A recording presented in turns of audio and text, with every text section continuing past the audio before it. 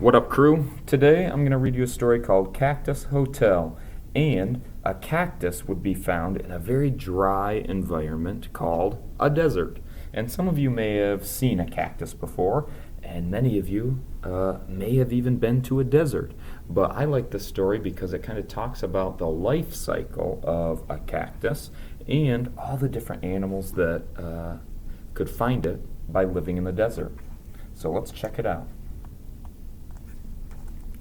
On a hot, dry day in the desert, a bright red fruit falls from a tall saguaro cactus. Plop! It splits apart on the sandy floor. 2,000 black seeds glisten in the sunlight. So you can see all those seeds in the flower there. When the air cools in the evening, an old pack rat comes out and eats the juicy fruit. Then he skitters across the sand, and a seed left clinging to his whiskers falls off under a palo verde tree. And verde means green in Spanish. It is a good place for the seed to drop. A spotted ground squirrel looking for something to eat does not see it. A house finch chirping high in the palo verde does not see it either.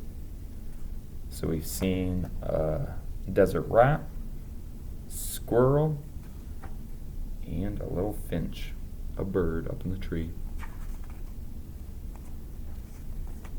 After many dry days, a heavy rain falls on the desert. Soon a young cactus sprouts up from the ground where the seed was.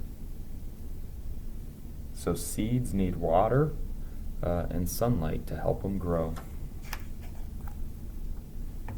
Slowly, slowly, the seedling grows. The palo verde protects it from the hot summer sun and cold winter nights. After 10 years, the cactus is only 4 inches high. 10 years, only 4 inches. It's just big enough for desert ants to climb onto its spiny, pokey sides. Do you see those little ants crawling on it? After another rainstorm, when the desert blooms with color, the cactus pulls in water with its long roots and starts to look fat. A young pack rat stops to drink the water that drips off the tree. Then she scurries off, looking for a dry place to make a nest. So you can see those roots underground spreading out and collecting water that was soaked up by the earth. And now the cactus is starting to look a little plumper.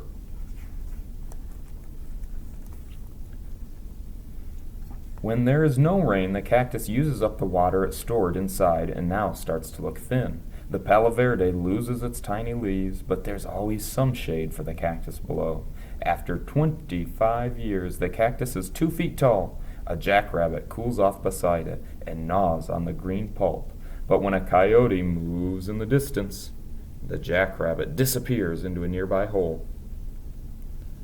So, the coyote is like a predator to the little rabbit. And you can see the little bite mark the rabbit took out of the cactus before he hid in his hole.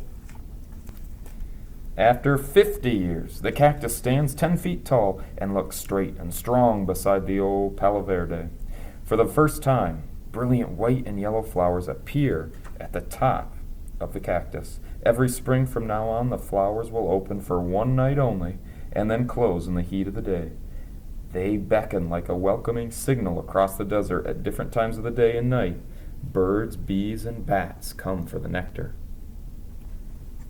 So now that cactus is 10 feet tall, has some little flowers on it that attract birds and bats and bees.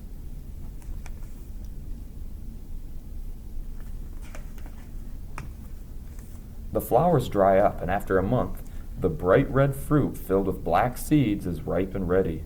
A Gila woodpecker comes to eat. He looks around the cactus and decides to stay. So there's that red fruit with the black seeds, just like in the beginning. He has found the perfect place in the desert to begin a new hotel. A tall hotel. The woodpecker goes right to work, and the only tool he uses is his long, hard beak. Tap, tap, tap. He bores in the flesh of the cactus. Tap, tap, tap. He digs deep inside to make a space that is comfortable and roomy. the cactus is not harmed. It forms a tough scab all around the hole to protect itself from drying out. The woodpecker gets a weatherproof nest that is shady on hot days and warm and insulated on those cold nights. And the cactus gets something in return. The woodpecker likes to eat the insects that could bring disease to the cactus. So the cactus provides shelter for the bird, and the bird provides some pest control for the cactus. So they're helping each other out. After 60 years, the Cactus Hotel is 18 feet tall. To add more space, it begins to grow an arm. A woodpecker has a new hole in the trunk. Further up, a white-winged dove makes a nest on the arm, and down below, an old hole is discovered by an elf owl. The birds feel safe, living high up in a prickly plant where nothing can reach them. So the woodpecker, a dove, and a little owl. And look, it's so much higher than that Palo Verde tree. All around the desert there are holes of every size, fur ants and mice, lizards and snakes, rabbits and foxes, and after 150 years there are holes of every size in the cactus too. The giant plant has finally stopped growing. It is 50 feet tall with 7 long branches. It weighs 8 tons, about as much as 5 automobiles. So think of like 5 cars or trucks weighing the same amount as this one cactus. So this saguaro cactus stops growing after 150 years, and all sorts of animals live in it. And it took 50 years to get that tall. That's a long time.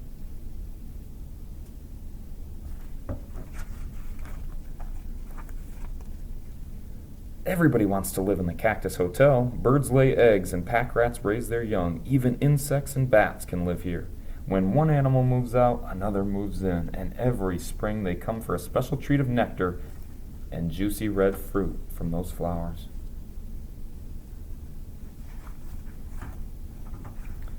But finally, after 200 years, the old cactus sways in a big gust of wind and falls with a thud to the sandy floor of the desert. Its great thorny arms crumble in the crash. So it took 150 years to get to its tallest height, and then after 200 years, it falls over. It's had a long, tough life. The creatures that lived up high must find other homes, but those that preferred to live down low move right in.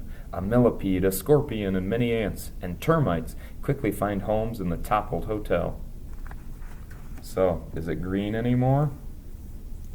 Once it dies, it kind of turns brown, doesn't it? And dries up. After many months, all that remains are the wooden ribs that supported the cactus while it stood so tall. A collared lizard dashes over the top, looking for insects. A ground snake huddles in the shade below. And all around there's a forest of cacti, slowly growing in the desert. Through hot and cold, wet and dry, some will survive long enough to become other cactus hotels. And look, this one's getting started. There's a few holes in it. And then the last page is some more information on the saguaro cactus. So, we learned that a cactus can live a very long time, but it grows very slowly. Its big roots also help it absorb water so that it can go a long time without the rainfall. And in the desert where it's super dry, that's really helpful. And then all sorts of animals and critters can make a hotel and a home inside that cactus. So, my challenge to you is to maybe draw a saguaro cactus. And in your drawing, maybe you create different holes for creatures to pop out of. So you could do a drawing, you could do a painting, you could even do a little sculpture, like a 3D cactus with little animals coming out. That'd be pretty cool. So I can't wait to see what you do when you make your own cactus hotel. Maybe you even want a billboard advertising your cactus hotel, and you give it a name in the desert. That'd be pretty awesome. I have an owl and some birds and a bat and a jackrabbit and one of those snakes down at the bottom too. So, oh, and I have some ants crawling on it as well. So I used what I learned from the story to start my drawing, and maybe I'll make one bigger and more colorful. And I kind of want to make a sign for my Cactus Hotel too. So share with me what you come up with, because you are a champion artist. Keep up the good work. Adios, amigos.